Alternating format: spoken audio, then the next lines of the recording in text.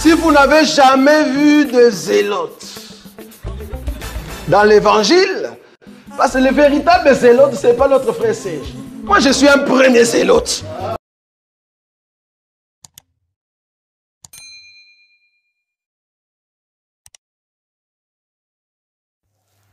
Nous sanctifions le nom de notre roi, le Seigneur de gloire qui nous donne encore l'opportunité de devoir vous parler en ces jours.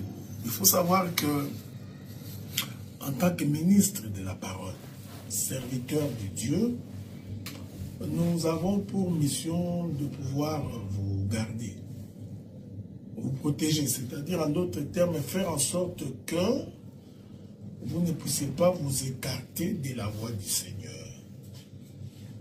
Nous avons pour mission de faire en sorte que vous soyez tout le temps rapprochés de la maison de l'Éternel. Voilà pourquoi les enseignements que nous donnons, les différentes interventions venant de notre part, c'est dans les soucis que vous ne soyez pas emportés par tout vent de doctrine. C'est dans les soucis que vous ne soyez pas emballés.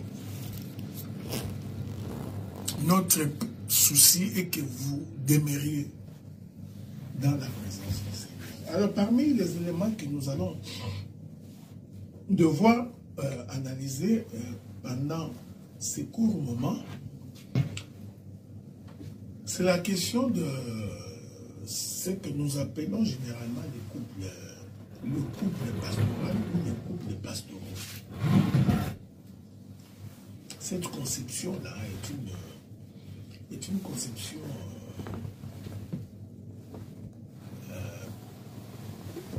qui ne marche pas selon la doctrine du Seigneur. C'est une conception qui n'est pas conforme à la pensée de Dieu. Cette manière où les femmes de pasteurs interviennent dans la décision ministérielle. Ils interviennent dans la gestion quotidienne de l'Église. Voilà pourquoi, lorsque le Seigneur appelle Aaron et ses fils, donc les fils de Lévi, lorsque Dieu les appelle au sacerdoce, Dieu dit, vous me mettrez à part Aaron et ses fils, donc Lévi, pour qu'ils soient à mon service.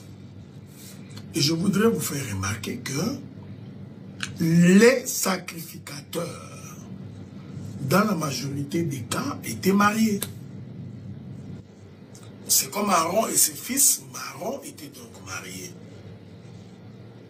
Mais nulle part dans les Écritures, je suis d'abord dans l'ombre, parce que j'y toucherai également la réalité. Nulle part dans les Écritures, les femmes de sacrificateurs sont allées mettre la main dans la gestion du temple. Ici, c'est très important. Je ne parle pas des dons, des dons de guérison, des dons de miracles, des visions, des prophéties que les femmes peuvent avoir. Qu'elle soit une simple sœur ou qu'elle soit la femme d'un ministre, elles peuvent avoir des dons. Chanter en l'honneur de l'Éternel. Imposer les mains aux malades, les malades seront guéris.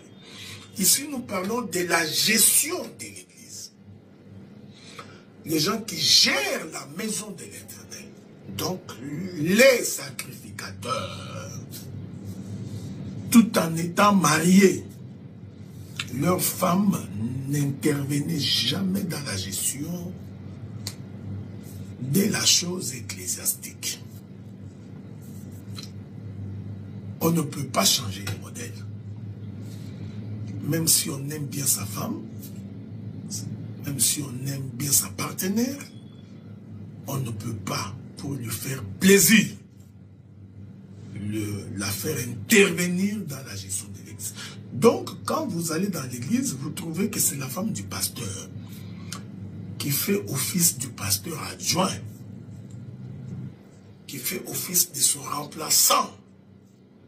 il faut sortir de cette église-là. Quand vous allez dans une église, vous trouvez qu'il y a une chaise devant où le pasteur est assis avec son épouse. On croirait que l'église est devenue leur boutique.